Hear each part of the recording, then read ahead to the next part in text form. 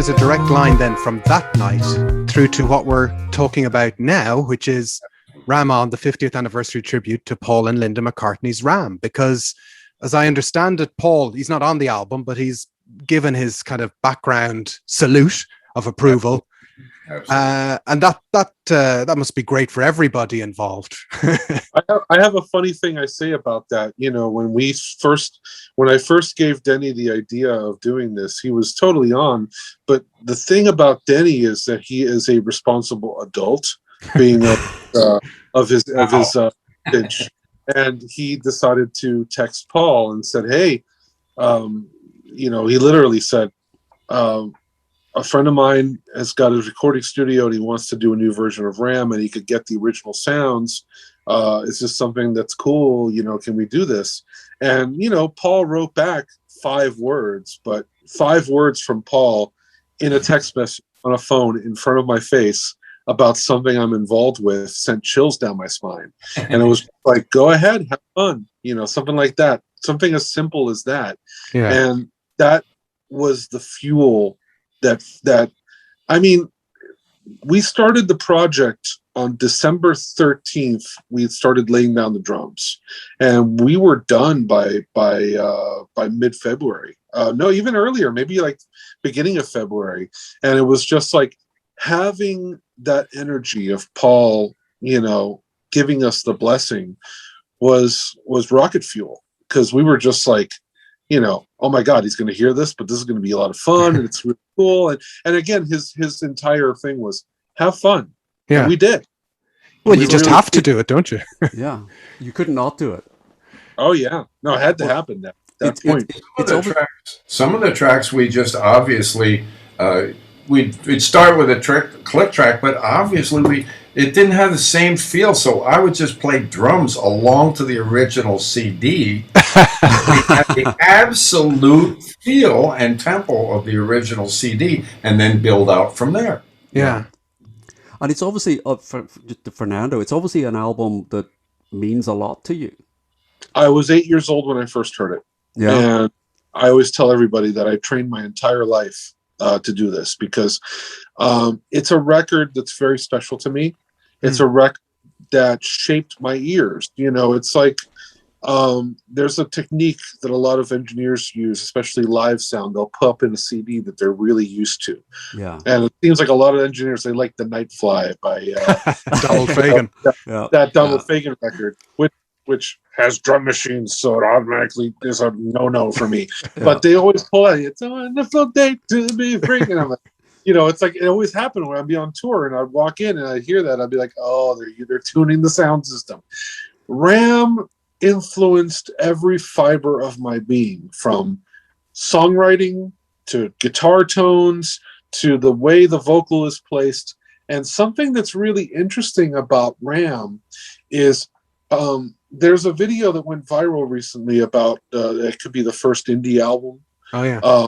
And it's really interesting because there's only 2 albums I could think of that have the interesting fact about Ram is that it's cool to see all the different genres represented, and also to see the intense scene changes, like Too Many People being this classic rock guitar anthem, going into Three Legs, which is like a porch, like when I always think of Three Legs as Paul's Bluesman song, where it's like I can imagine him being this old bluesman on a rocking chair with a dog next to him playing the guitar.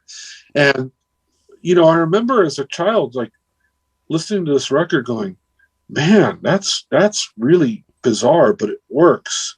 Yeah. And there was something about the way that it goes from heavy rock to blues to a ukulele track, which that's the thing. It's like when you think of the ukulele in rock music in 1971, it's like, is he laugh? It's like a Tiny Tim, Tiny Tim was the ukulele. And it's almost like a novelty instrument. And I feel like Ram On is one of the first times a ukulele was used in an actual sad, melancholy song. Because there's an old joke. Steve Martin once said, "You can't play a sad song in a band." I've seen him do that on Carson. It's very funny. Yeah. And it actually inspired my friend Gail Skidmore to write sad songs on the banjo. Whenever she, people expect it's going to be super happy, and she'll start playing a song that will just make you want to just, pull the covers over your head and cry, and that's the thing. It's like, it goes to Ram On, which then goes to this, amazing Brian Wilson Beach Boys type thing with Dear Boy, into a, multi-part epic, insane composition like Uncle Albert, into Smile Away, which is like a 50s style, like blues type thing. And it's really interesting because what Paul taught me was, at the time, let's say 1988, all the music I was exposed to on MTV and stuff like that, you would hear Bon Jovi song, and then the next single sounded exactly the same, and then the next single sounded exactly the same. Guns N' Roses, one song sounds exactly like the next. And the thing about Paul is that he taught me that you don't have to put out an album of singles. An album is an organic piece of work that is, it takes you somewhere. And when you pop on Ram, and you go from Too Many People to Backseat of My Car, it's a journey through an entire movie. It's like a film. It's like, imagine if 007 was all chase scenes. It would have it would have no impact. Imagine if a comedy if a comedy only was punchlines. It would be that'd have no impact. You have to have a story. You have to have a running line. And the thing about it is that the Beatles had already set this level of, we weren't just doom da da doom da doom da da. They went that to Eleanor Rigby, to Revolution 9, to the Second Side of Abbey Road, and Paul proved on his records that he was one of the main impetuses to the Beatles' versatility, because of course, Paul is an incredible songwriter, but also his voice was at his peak in 71. True. And that was one of the hardest things about this record, was casting the album singer-wise. And we brought in a lot of incredible people. And, Denny was like, look, I've got to make the final choices. And we had multiple people try each song. And there was a lot of situations where there was like, oh, man, this guy would have been great from a marketing standpoint or from a story standpoint, but somebody else beat them out. And really, it's an incredible process, because Denny was there 5 feet away from Paul singing these songs. So the DNA really carries from the old album to the new album 100%. And also very high, because he was there watching this behemoth. Yeah. Not just sing these songs, but play these songs perfectly and create these songs. And one of the things that blew my mind was when Denny told me that the backing track for Halsey, for Uncle Albert Alma Halsey, is one take all the way through. The drums, the drum guitar, and acoustic guitar, and electric guitar, all the way through with a guide book. Yeah, that was something I actually meant to ask. Was I had always assumed that was recorded in sections. And, that these little sections were recorded, and then Paul took them away and stitched them together and got the orchestral backing. That's a George Martin arrangement, I think. Well, George Martin for the strings, but that's Paul's. But that was just recorded straight through. Straight through, but then the overdubs and the strings. Yeah. That's but there's a recording. I think I've heard of recording where it's just like Paul either on a piano or an acoustic guitar, and then freaking Hugh McCracken on electric guitar, and Denny on drums, and that's the track that we hear in the background. That everything was overdubbed. I honestly believe, I think if Uncle Albert, if he ever pulled it out live, I think people would lose their minds. So he's never really played it in the live arena. One of the things that the first time I saw Paul was in 1989. And apparently he rehearsed that. Wow! But they couldn't. They just couldn't replicate what you were able to pull together in the, in the studio. The band just, overtime because it's like really this- oh, sorry. No, go for it. No, sorry, no, because I'm really interested to hear what you had to say there, Fernando. Because first of all, I think if you listen to McCartney 3, he is still very much a guy who thinks in albums. That album exactly has a beginning, a middle, and an end with deep, deep feeling in the middle. Who starts an album with an instrumental in 2021? Paul does, because he's Paul. And that's not just an instrumental, but a kind of a jam. And again, that's Paul going back to the, hey, I have a new band and put on a new album, and the first thing you hear is Mumbo, which is a jam. Yeah. You know, and it's really interesting to see that Paul is always testing you and saying, okay, look, I'm not going to give you what you want. I'm going to give you what I feel is going to be the best statement that I'm going to look back on and say, that was me in 2021. That was me in 1971. That was me in 1972. Even records that have not stood the test of time, like Press to Play and Pipes of Peace. Stephen loves Press to Play. I will not have a word said against Press to Play. I love Press to Play as much as as it didn't hit me for a while because of the production. Yes. Being so sterile and also being so heavily dominated by session musicians. Yeah, it still is an incredible record compared to everything else in 86. Because my God, 86, 87, 88 are what I consider the weakest time in record. Yeah, the Stones are putting out dirty work, and it's not one of the things. One of Jason's theories. Jason is a great man for a theory.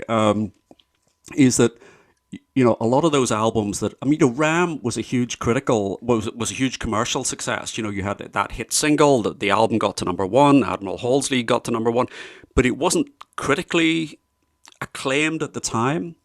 You know, Wildlife wasn't critically acclaimed at the time, but Jason's idea is that these albums are all better. You can more easily appreciate it in retrospect, you know, where you can see where they fit in the arc of the career. And it's this point that we were talking to Denny about, where Wings is sort of building up to what I think is the pinnacle, which is Live and Let Die. You know, you can see the journey looking back, where you when you're in the middle of it as a member of the record buying public that's just come off Abbey Road, that Paul's career really doesn't make sense when you're in the middle of it. But looking back, you can see the logic of what he was doing. You know, the university tour, the building up the band, the getting that organic sound. Man, I mean, in many ways, Paul having to live up to the Beatles is kind of the same way, like when you're the son of someone, or, you know, and it's like, oh my God, you know, it's the unbeatable. And how do you come back after being in the greatest band of all time? And Paul did it the right way by, you know, putting together a new band and going on tour playing, you know, Buddy Holly covers in cafeterias of colleges. You know, that Paul did it again with Run Devil Run, you know, and with Turbo B, and, you know, all the times that he's, or better example, you know, The Fireman. You know, Electric Arguments. You know, it's more than the stripper music that he did in '89 or whatever. I actually just recently rediscovered Strawberry Ocean Chips Forest, and it's I've only been to a strip club twice, but two more times than me this week, twice this week. The coolest stripper ever to that record, because it literally sounds stripper music, but it's really. But again, Paul isn't just gonna you know, be the dancing monkey for the money.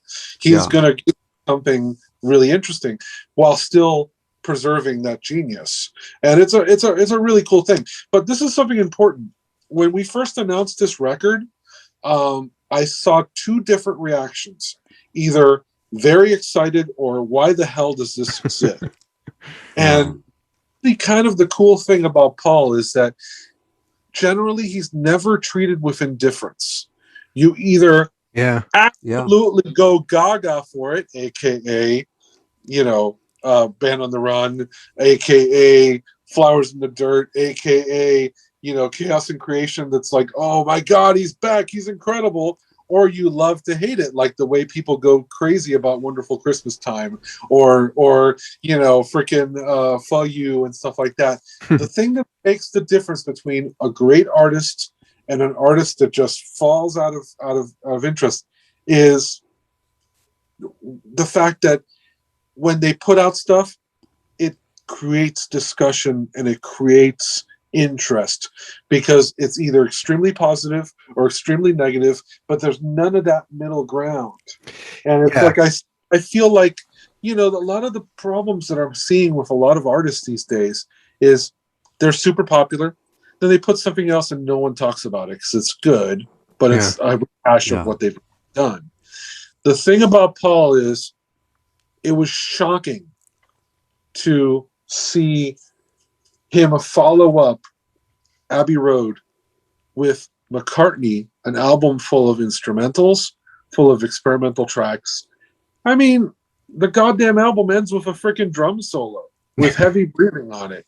And I love that because as a kid, my first love was the Beatles when I was 6 years old. And then I started going to flea markets with my family, and basically they would give me $5 every Sunday, and instead of buying toys, I bought records, and $5 back in 1988 would get you 10 records. So I amassed a huge collection by the time I was, in high school, and I luckily found a lot of the good McCartney stuff. And it was really interesting to see, I get McCartney, I had heard Maybe I'm Amazed, and to pop the record on and hear bizarre things like, freaking Mama Miss America and Hottest Sun and Krina Core and even like Man We Was Lonely and stuff like that. It's not what you expect, because again, that's the sign of a true artist. I have to admit, I had a totally different experience, but same kind of timeline as you. I'm really interested to hear your experience, because I was a kind of a young teenage Beatle fan in the late 80s. And I thought, well, once I bought all the albums, I better buy some Paul albums. And I bought a couple of them together. So I remember getting McCartney and Ram and Red Rose Speedway, and I couldn't figure them out. It took me, I couldn't unlock them straight away, because I thought it would just be more of the same. And it obviously isn't more of the same. It's a totally different trip. And you have to, once you get the key to unlock what's happening, it's fantastic. But as you say, some people just don't get the key, and they have like a negative opinion about it. And I'm feeling you're missing the point. This is just somebody following the muse, doing their own thing, and you just gotta go with the process. And once you kind of plug into what's happening, they are great albums. But it didn't happen for me immediately, I have to admit, because it's so kind of personal in a way. Some of the things he's doing, even if they're abstract, they're still personal to him. Yeah. And that's the thing, is that, what an interesting career, because man, I mean, he's taken some incredible left turns. Even Wings was a left turn, he didn't have to start a band. He didn't have to, fly a New York session drummer all the way to Scotland and take him under his wing. And, he could have found anybody over there. But that's the thing, is that Paul, he built his career on relationships, and he was very loyal. And he was also, for someone that seems like, a lot of Beatles biographers view him as, the ego of the Beatles. For someone who seemed to have the biggest ego in the Beatles, he is the one who always relied on, on collaboration. And this is one of the things. One of the things we said to Denny at the beginning, which was just, it's 50% of what Paul does. It's about the relationship that he has with the people around him, with the players. You could be the best musician in the world, but if you don't have that sort of spark, or you don't have that personal interaction, it's not going to work. It's true. So can we expect this to be turned into a live gig at some point? I know there'd be. We're working on it. We're actually in the process now of talking to the musicians that are on the record that live in LA about getting together and jamming soon, and seeing if we could do some type of thing. I'm fully aware of Pierre McCartney. just before you came on, Denny had agreed to come and play in Dublin. So he's or was it Belfast? It was Belfast. I think you'd agreed to come. I have never been to Ireland. I want to be in Ireland. I want to play Ireland. I want to party in Ireland. We're gonna have to buy 2 pints of Guinness, Jason. No, dude. I barely drink, but I love Guinness because it just. Well, you'll get on file with Jason because he barely drinks, and then Denny and I can go somewhere else. I haven't had a drink in 30 years. Oh no, you're on your own, Stephen. You're drinking for 4. Oh, I'm drinking for 4. That's in fact, when I did a gig in Ballina, it was with the World Classic Rockers Band. We went to Shannon Airport up to Ballina. It was like a 2-hour drive, but we turned it into 7 hours because they stopped in every village and had a pint, in every pub. So I was told, when you're in Ireland, you have to have a pint of Guinness in Ireland because they give it to you. It's so good they give it to you in the hospital. My husband and I had my Diet Coke, and we had this little Irish guy with us. He was our guide, kind of, and he kept looking at me. He said, "Now let me get this straight, sir. You mean you don't drink at all?" And I said, "No, I don't drink at all." He goes, "Oh, you must be one hell of a man." I love it.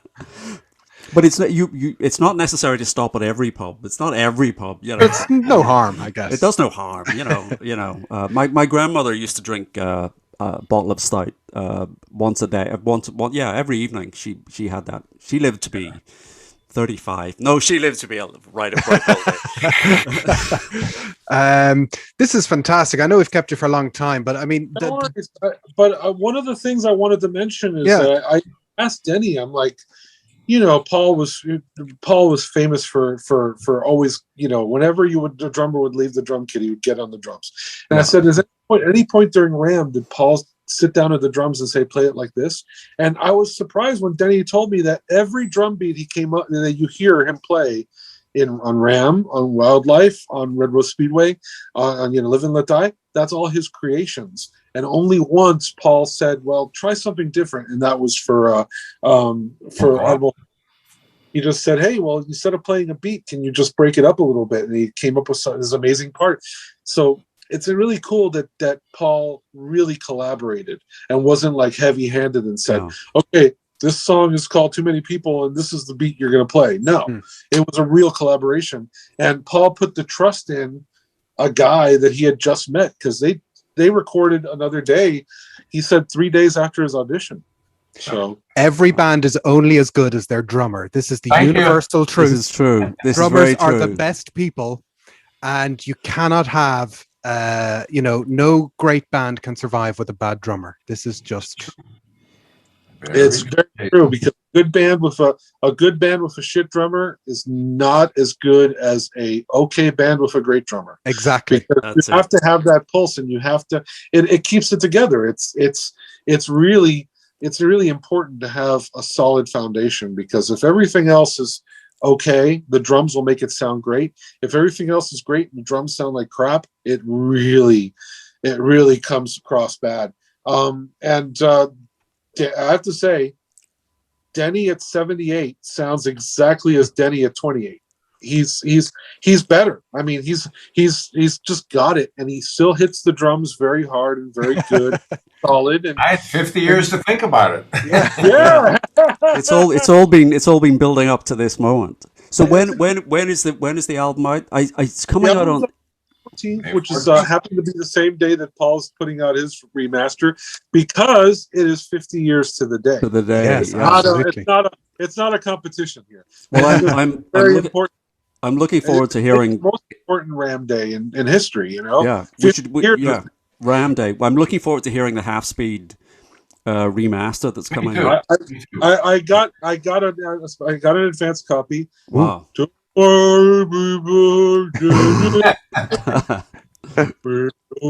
No, actually, a lot of people don't understand what half speed mastering is. It's basically if you master the record at a different tape speed, it creates a bigger bandwidth when you speed it up.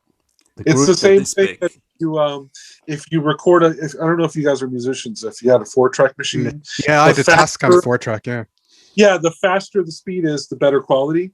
because then when you slow it down, it's like that. Again, it's the half-speed mastering that makes it a bigger wideband thing. So you're not gonna put it on and hear slow motion. I was going to say we can just now have an hour while you play us the half speed master over. We'll put headphones on. But is there? I know Ram On is coming out on CD. Is there any plans that you might have a vinyl release at some point? We just make it come out on time. The plan is, if it sells well enough, and it will, we'll do vinyl for Christmas. We're pushing it very hard on the. I have to say, it's got a lot of traction. Yeah, a lot of people talking about it. Not least because Denny's doing three interviews a day, you know. At the very least, the material's good. The material's good, but I think it's Denny's interviews are pushing it, you know. Can I ask one more question? Because I'm really curious, because when I listened to it, we got a pre-release and I was listening to it and I wasn't sure what to expect. I wasn't sure was it going to be reinterpretations or not, but there's some really faithful sounds on the album, which is really striking. And I particularly was amused by the way Ram On, all the kind of the piano glissandos and those kind of studio accident noises are recreated. Was there any particular moment on the album where you couldn't figure out what you were trying to put back together? Because obviously with recording, you know, the final mix, sometimes there's magic there that you just can't get in between. That's a good point. This is something I have to say as a response to a certain amount of people that have said, I don't recognize the names on this record. I'm not excited by the lineup. There's a difference between Ram On and other tribute records. Every person on the record is not just a Beatles fan, not just a Paul fan, not just a Wings fan. They are Ram fans. And everybody on the record has distinct Ram memories and distinct Ram influences. And when it came to putting this record together, nobody really had to learn the songs. Everybody kind of already had these songs in our DNA. And going through the record and recreating a lot of the sounds, it was important to us that not just the sounds, but the vibe was there. And man, I mean, it was a lot of fun to dissect it, because even though Ram is Ram is it's one of my favorite sounding records of all time. And a lot of it goes down to the fact that, man, I mean, compared to a lot of other recordings, there's no synthesizers. Yeah. There's not a lot of organ. There's not a lot of like artificial anything. So we wanted to make sure that it's all real drums. It's all real instruments. Aside from a couple of keyboard overdubs, it's all not even, we didn't even use synthesizers for organ sounds and stuff like that. It's real sounds. It's real Rhodes and stuff, and real everything. Can I ask a very technical musical question? Yes. Were you able to find a 1971 New York City phone book? I tried. I posted on Facebook. If we have, here's the problem. I found out that you're not supposed to sell phone books on eBay. Okay. Personal information. And number two, even if you do, the 1971 Manhattan phone book was designed by Peter Max, so it's a collector's item. It's a collector's item, yeah. So, so it must be, I mean, it must be sort of that thick. It is. Yeah. It is. Well, there was a joke that when Billy Amendola played the phone books, we had to double him because Denny was like, I think he used a Brooklyn phone book. But we got the sound, but it was just like, there was a certain magic to whatever phone book Denny used, and you should have kept it, dude. I was gonna say, you're the archivist. You have the acetate labels, but you didn't keep the phone book. That was bad. That was, that's fantastic. Yeah, that's an important phone book too. It probably has Laura Nero's number and David Geffen's number and the Night Stalker's number, all sorts of other stuff. But, whatever. But yeah, 1971, man. What an incredible year for music. What an incredible era to be a part of, Denny. And for you to be this session drummer that walked into an audition in an undisclosed location on a crappy rental drum set. And that I didn't realize too that when you auditioned, you didn't know you were auditioning for McCartney. So you just being natural, acting natural, scored the gig of a lifetime and played on the soundtrack of our lives. I mean, even people that aren't huge McCartney fans know "Live and Let Die" and "My Love." You know, God, these are earthquakes in the history of rock. I mean, these songs changed everything. You know, and that, ladies and gentlemen, is why I partnered up with this man. There you go. That's the thing is that it was really cool to see Denny inspired, and to see Denny having a great time. And man, we have a good chemistry, and I want to do more. There's a couple more records that we could do. I was going to say, are we going to have a 50th anniversary of Wildlife and Red Rose Speedway? Why not? Why not? The full double. Get them all. Why not? done. Well, as long as you promise to come back on the podcast when these records, you know, of course.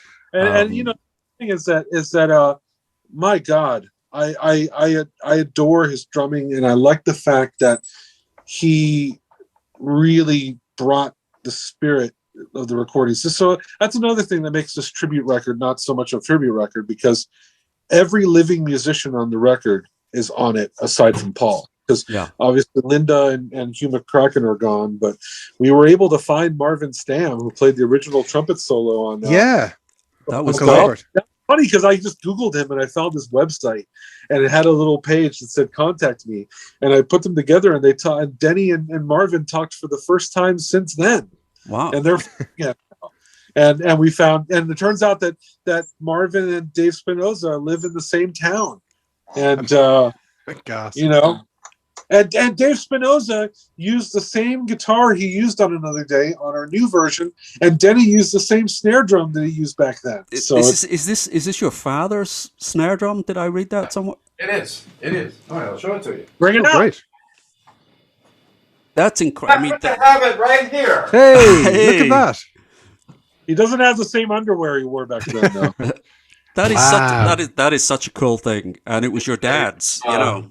Leedy Broadway. I can see the engraved hoops. Yeah. You can see that. Wow. Maybe the 20s or the 30s or something like that. I was going to say, it's like a kind of big band. It's really a great drum, yeah. All right, Denny, tell them the story about the drum kit you used on Ram. Oh. This is a mind blower. The audition went down, and my friend Frank Ippolito, who has a pro drum in New York, calls me up and he said, the Museum of Famous People in New York is going out of business, and they're having an auction. They have the Beatles drum set from the Shea Stadium show, and I'm going to the auction. Do you want them? I want the snare drum, but you can buy the toms and the bass drum if I get it. I said, well, I'm not a millionaire, but see what you can do. So he calls me up and he says, I got the set, man. I'm keeping the snare drum, but you can have the two tom-toms and the bass drum for $300. Sold! Wow. So 2 days later, I'm in the studio at CBS 52nd Street. Paul walks in, comes over, shakes my hand, says hello. He says, you ready to go? And he looks at the drum, he does your drums, and he does a double take on the drums. Left the Beatles head on it and everything. Wow. Wow, that's fantastic. It was meant to be. It was meant to be. And then I found that there's a photo of him cutting Ram, and I saw that Blue Oyster Pearl, and I was just like, wow, he's right. Holy crap. I mean, not that I never distrusted Denny, but I was just like, when I saw that, I was like, oh my God. Where are they now, those drums? I sold the drums back to the drum shop because I bought my first set of Gretsch after that. I just fell in love with the Gretsch sound. Yeah. They were good, but they weren't good for all uses, if you know what I mean. Playing all kinds of music, and I really could get any sound that I wanted out of the Gretches. So I sold it back to Frank, but I kept the head. Good man. Good idea. And it turns out that it's worth, somebody just paid $2 million for one of this set. I was going to say, it must be worth more than $300 now. I don't know where it is. I had it at my mother's house. I had it at my Uncle Bunny's apartment in New York. I had it in a cartage place in the city. And when I went looking for it, it wasn't anywhere. I don't know what happened to it. Oh, no. It'll be somewhere. It'll be in a storage unit with the 2-track of the band on the run rehearsal. Yeah. You're right. It's the all last place you look. That's all in the one place, Fucking brilliant, Mike. But one last thing is I am a huge fan of Denny, and I love Paul's drumming too. But I really wish Denny would have cut Band on the Run, because when I first heard those songs, I heard them on somehow I didn't find Band on the Run until after I found Wings Over America. So I first heard those songs on Wings Over America with a big full sound, and I remember being disappointed by especially the drum sound. That studio in Lagos was a complete dumpster fire, and they didn't get a good drum sound. I can see where this is going. I can see where this is going. We're going to get a 50th the Danny Seiwell version of Band on the Run in 2020. We've done it several times. I've done it with Denny Lane at the Beatles fests. Oh yeah, Denny Lawrence Juber and the Liverpool band. You know, we did it several times. And Denny, fun to do. 3-year plan. Now it's a 3-year plan. Yeah. Now yeah. Wildlife, You see Red Road Speedway. And then Denny's version of Venus and Mars, and Denny's version of Down, and Denny's version of Press to Play. Hey, Perfect. that closes everything out. Here, while we're on this subject now, and let me put a shameless plug in for my jazz trio. Oh, dude. Yeah. I have 2 records out, one called Reckless Abandon and another one called Boomerang. And Boomerang looks like this. This is my mouse pad from Boomerang. But we on Reckless Abandon, which came out in 2012, it's on all of streaming services. We did 5 McCartney songs in the jazz genre. And, is that I think I've heard Live and Let Die. You did Live and Let Die? Yes, we did that on Boomerang. Yeah. We did it like a big. It's an organ trio, so it's a music with a beat to it, you know. So I sent it to Paul after we first cut it, you know, and I had Al Schmidt mix it. So it was just really well done and everything. Paul's he couldn't stop talking. He loved it. He really loved it. I told him, why don't you play that as your play-on music when you're going on stage? Perfect. He said, Perfect. yeah, it's not my idea, so it ain't going to go. Well, people should check that out. If they go to dennyseiwell.com, there's loads of information about those albums there. They're well worth checking out. And gentlemen, thank you so much for joining us. Ram On, the 50th anniversary tribute to Paul and Linda McCartney's Ram, is out, surprisingly enough, on the 50th anniversary of Ram, the 14th of May. 2021 via Spirit of Unicorn Music, and it features such fantastic people. I'm going to look at a list here. Carney Wilson, Eric Dover from Jellyfish, Joey Santiago from the Pixies, Durga McBroom, who's worked with Pink Floyd, David Johnson from Elton John's band, Will Lee from the Fab Four, who's just this fantastic Beatles tribute band, and he was Paul Schaefer's bassist for years as well. Fantastic group of people, and we've heard it, and it's quite the treat to hear some of the original people and some of the new people make this fantastic album. Yet another thing for another 50 years. Yes. Yeah, it's a real pleasure. And we're so proud of it. And so far the reaction has been incredible. So thank you so much for believing in this, and thank you so much for interviewing us on it. And, you know, and thank you. Tell the world. I told you I had a spot in my heart for Ireland. Well, I was going to say we're going to hold you to that promise of coming to Ireland as soon as the world opens up again. A few more jabs, and then we'll all hang out together. We'll all be hanging out. Yeah. Gentlemen, thank you so much. Take care in LA. Well, thank you. Thank you.